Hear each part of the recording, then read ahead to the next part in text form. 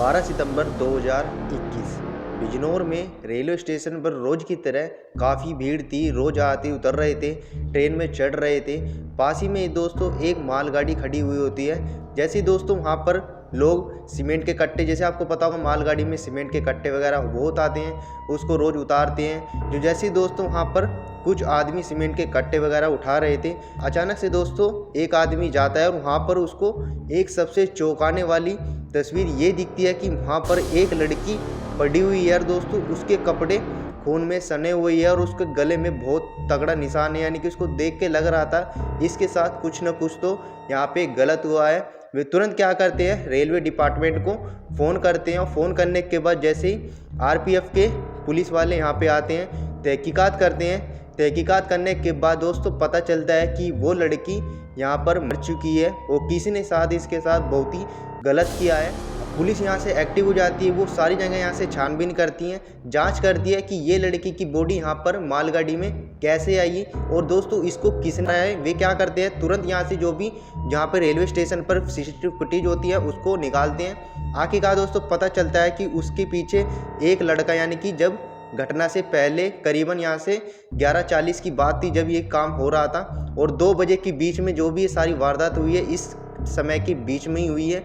वे क्या करते हैं, उसके पीछे एक लड़के को जाता देखते हैं। ये सब होने के बाद अब ये पता लगाना पुलिस को और भी ज़्यादा यहाँ से मुश्किल हो जाता है कि ये लड़का इसके पीछे कैसे गया, ये लड़की कहाँ के रहने वाली है। वही आज आपको मैं इस केस के पीछे की डार्क स्टोरी की डार्क रियलिटी बताने वाला हूँ। पर इसके लिए हमें पास में जाना पड़ेगा। इस केस की स्टार्टिंग होती है यहाँ से बिजनौर के पास ही में एक कॉलोनी होती है जिसका नाम होता है सर्वोदय कॉलोनी। उसी में रहने वाली होती है यहाँ से बबली। जो बबली होती है, आपको जैसे मैंने केस में बताया था जिसकी डेड बॉडी उस कोच में पाई गई है, वो बबली थी। बबली के परिवार में बताता हूँ, बबली के परिवार में ललिता होती है, उसकी बड़ी बहन गीता होती है और उसके पिता होते हैं जिसका नाम होता है सुरेंद्र। ये 4-5 लोगों को यहाँ से एक परिवार होता है। छोटा सा परिवार था, सभी खुश थे।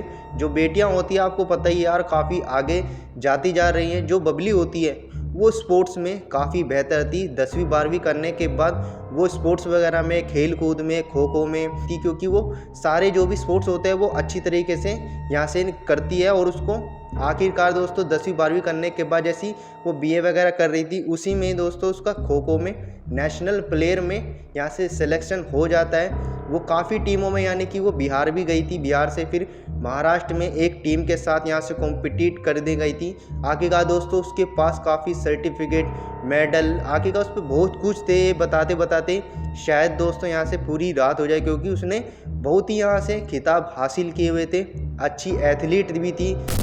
अब बीए कंप्लीट होने के बाद उसने बीएड में एडमिशन लेती है उत्तराखंड के पौड़ी डिस्ट्रिक्ट में, उत्तराखंड यूनिवर्सिटी से। 2021 में जैसे लॉकडाउन लग जाता है तो वो अपने घर पे वापस आ जाती है बिजनौर।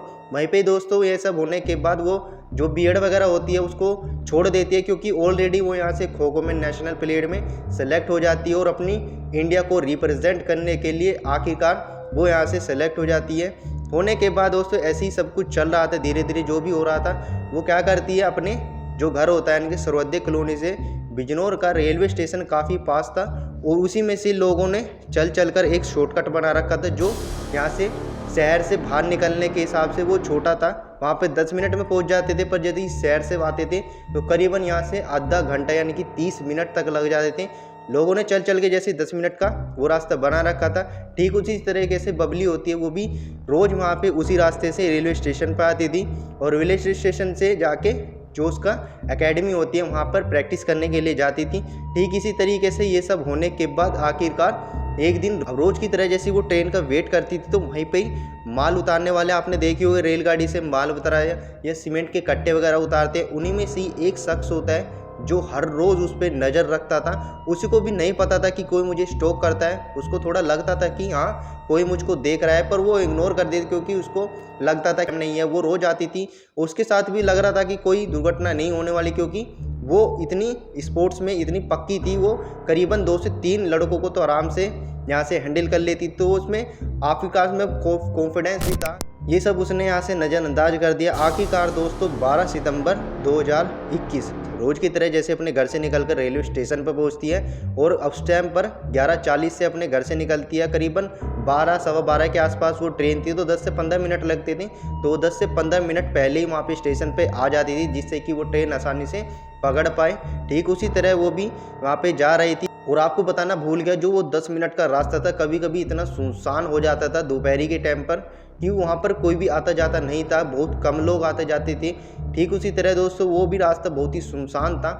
अब जैसे ही वो रास्ते को क्रॉस करती हो, जैसे ही स्टेशन के थोड़ा सा पास पहुँचते हैं, वो थोड़ा वहाँ पे जंगल सा इलाका था, तो वहीं पे ही एक लड़का उसका वहाँ पे इंतजार कर रहा था। जैसे ही ये सब जाती है तो वो तुरंत यहाँ से उसको पीछे से पकड़ लेता है और 2-3 बंदे और आते हैं और उसके साथ यहाँ पर उसके साथ जो भी हरकत होती है, जो भी वे अपने मकसद को अंजाम देने वाले थे, पहले यहाँ से वो उसके हाथों में नहीं आ रही थी, क्योंकि वो स्पोर्ट्स प्लेयर थी।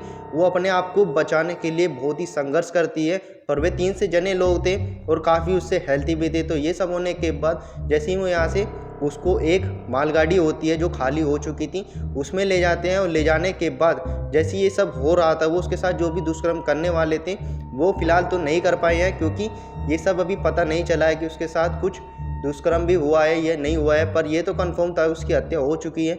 जैसे वो यहाँ से झटपटाती है तो उनको बहुत ही गुस्सा आता है, क्योंकि वो उनके काबू में नहीं आ रही थी। वे क्या करते हैं, जो यहाँ से रस्सी वगैरह पड़ी हुई थी आसपास में, उससे उसका गला घोट देते हैं। और गला घोटने के बाद ही आखिरकार दोस्तों 5 से 10 मिनट में ही वो वहाँ पे दम तोड़ देती है।